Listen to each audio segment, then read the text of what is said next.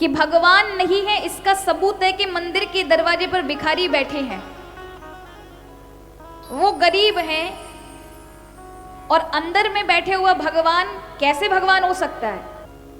जिस कार्य के प्रति अगर आपका विश्वास नहीं है, भरोसा नहीं है, आप चाहे कितनी मेहनत कर लीजिए, आप सफल नहीं हो सकते।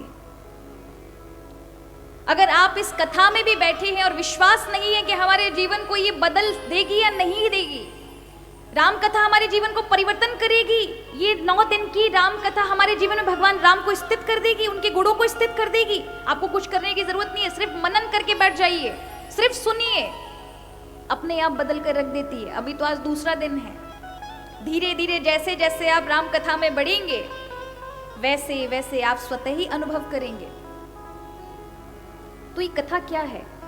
एक तरह से महाराज, अगर आप विश्वास के साथ बैठ गए तो विश्वास ही आपके जीवन को बदल देगा। भगवान कहाँ है? विश्वास में है। यहाँ माँ भगवती का सुंदर प्रांगण है, आपने बहुत भव्यता से माँ भगवती का सुंदर मंदिर बनवाया है, बहुत सुंदर है। यहाँ की आध्यात्मिक ऊर्जा भी हृदय को छूती है। माँ भगवती का साक्षात धाम है।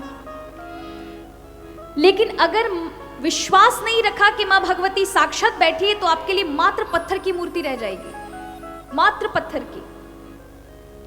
लेकिन विश्वास ही है कि उस भगवती को वहां जागृत कर देगा कि साक्षात जगत जननी यहां विराजमान है, तो आपकी की हुई सारी प्रार्थनाएं फलीभूत हो जाएंगी, फल देना चालू कर देंगी। एक जगह मुझे किसी ने, पत्रकार ने पूछा कि किसी महान संत का ये कोट है कि भगवान नहीं है इसका सबूत है कि मंदिर के दरवाजे पर भिखारी बैठे हैं, वो गरीब हैं और अंदर में बैठे हुआ भगवान कैसे भगवान हो सकता है? तो मैंने कहा देखो, बात इतनी सी, जिन्होंने भी कहा है उन्होंने शायद चिंतन नहीं किया। विश्वास की बात है।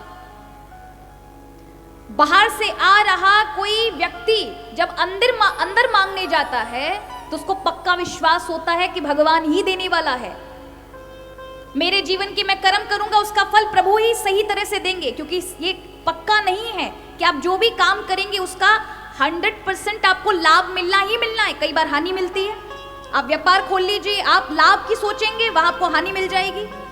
अगर ये पहले से पता हो कि मुझे हानि मिलने वाली है, कौन व्यापार करेगा, कौन नया काम करेगा? लेकिन कोई पक्का विश्वास तो पक्का थोड़ी ना होता है कि आपको उसी कार्य में उन्नति मिलेगी। कितने बच्चे तैयारी कर रहे होते हैं, बहुत मेहनत कर रहे होते हैं, पर क्या सब निकल जाएंगे? नहीं। हम चाहते लाभ हैं, लेकिन लाभ हमें मिलेगा, ये मेहनत तो आवश्यक है, किंतु भगवान की कृपा भी वहां आवश्यक है।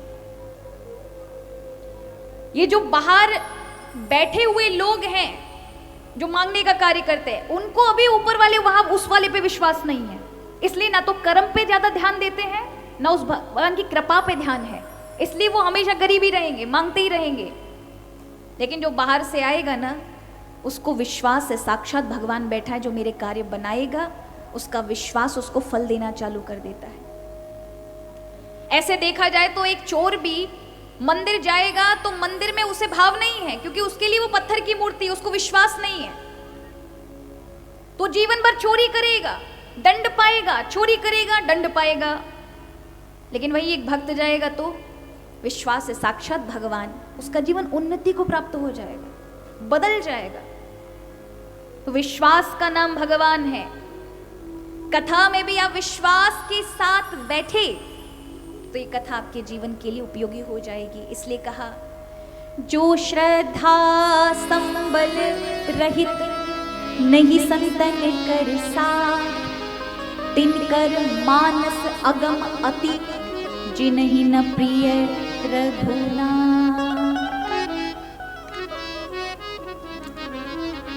बिन विश्वास भक्ति नहीं, तहि बिन द्रवहि न राम। बिना विश्वास के भगवान की भक्ति करोगे कि चलो देख ले कुछ बनेगा तो कर लेते भक्ति, वो भक्ति लगेगी नहीं। इसलिए विश्वास का होना परम आवश्यक है। जब विश्वास बन जाता है तो फिर हजार दुनिया आपके विपरीत खड़े हो, लोग दुनिया खड़ी आपके विपरीत खड़ी हो, आपके लिए हानि पहुंचाने के लिए खड़ी हो, आपको दुखी करने के लिए खड़ी हो, लेकिन आपका बाल बाका नहीं कर सकता। क्यों? आपको विश्वास होना चाहिए भगवान पर। तो किसी की हिम्मत नहीं है महाराज कि आप पे हाथ भी रख दे या आप पे उंगली भी रख दे। ये विश्वास।